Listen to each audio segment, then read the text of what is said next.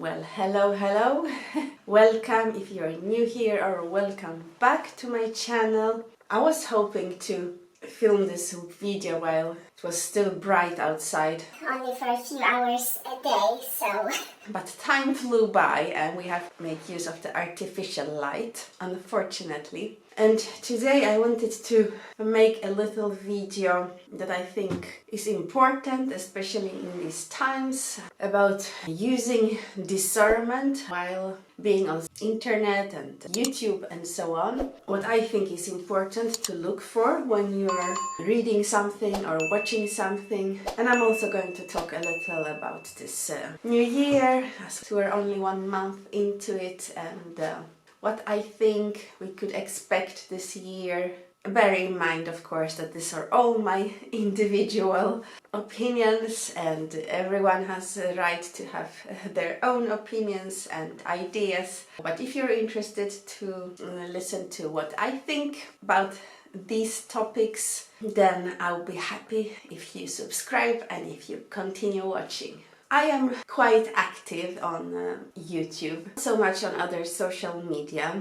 I also have my Instagram account, so I mostly want to talk about my experience, what I've discovered on YouTube, on so-called Christian YouTube. But of course it applies to all kinds of social media, on Facebook and so on. So I was quite surprised to discover there's that you can go down a whole route when it comes to browsing, subscribing to Christian social media. And I am sure many of you have your own discernment and you know who is who and what they stand for. But I was surprised while being on social media. I was very surprised to discover that many people don't really tell you who they are. Many channels, many YouTube channels can do more harm than good. So I want to give you examples of things to look out for when it comes to so-called Christian social media.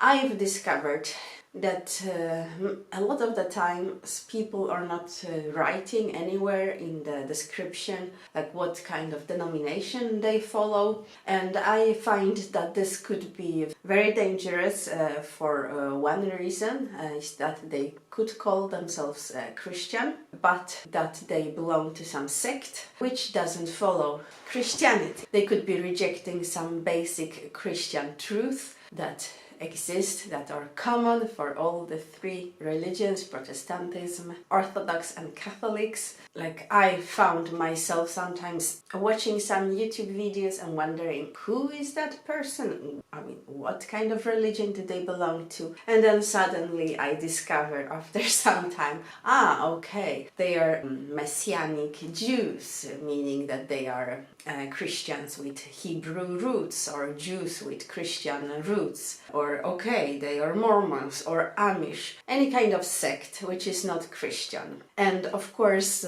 I don't see anything wrong in watching these kind of, if you have the desire, because they bring something good to your life, to watch those kind of channels. But it's important to know what they stand for, because they will of course talk about their belief from time to time, and it could be very misleading. I watch myself 1 or 2 of these channels, but at least I've done my research and I know what they stand for, and I'm not going to be surprised when I hear things that are completely crazy to me. So if you're wondering what to look out for, I would say it's very important for someone to write who they are. I mean, if they're Jews, please write that you're a Jew. If you're a Catholic, please write that you're a Catholic. Because anyone can come on YouTube and talk about everything, you know, between heaven and earth. It could be total heresy, because they could be belonging to like 10 different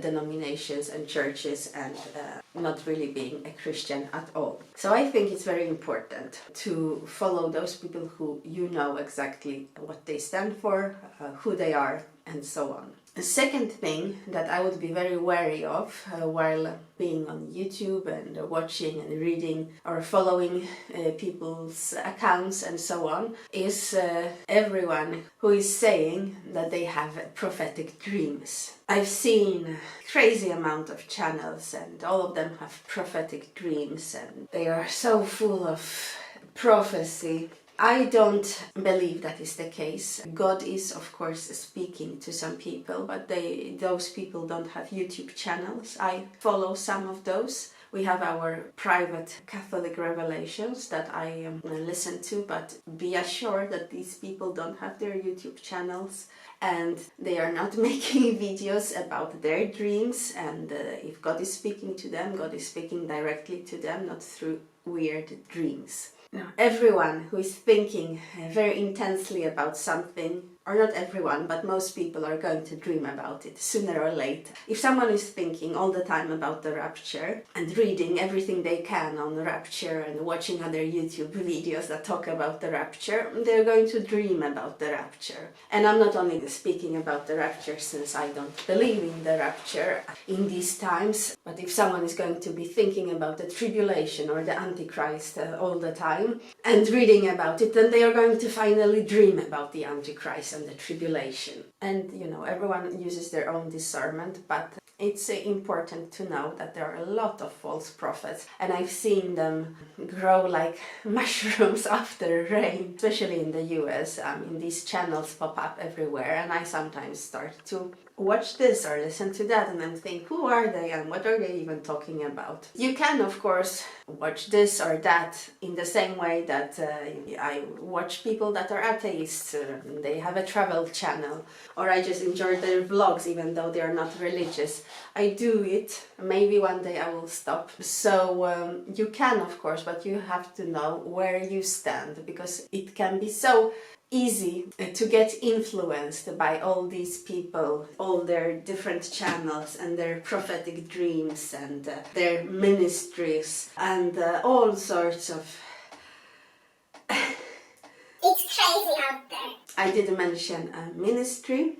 I do think also that one should be wary of everyone that is using the word ministry for their YouTube channel. There is nothing wrong in talking about God or about Christian beliefs, as I am doing now, and I do have some videos that specifically about God or about parts of my faith, or I incorporate it sometimes in my vlogs and so on. But it's a red flag to me if someone is calling their channel or their account a ministry. Only those anointed can have a ministry. So not every person from the street on the YouTube channel should or can have a ministry. And if they have, you can be quite sure that they are being led astray and that their channel is not led by the Holy Spirit, because a ministry is only something that priests can have and should have. So these were the 3 warning signs for me. And now a little about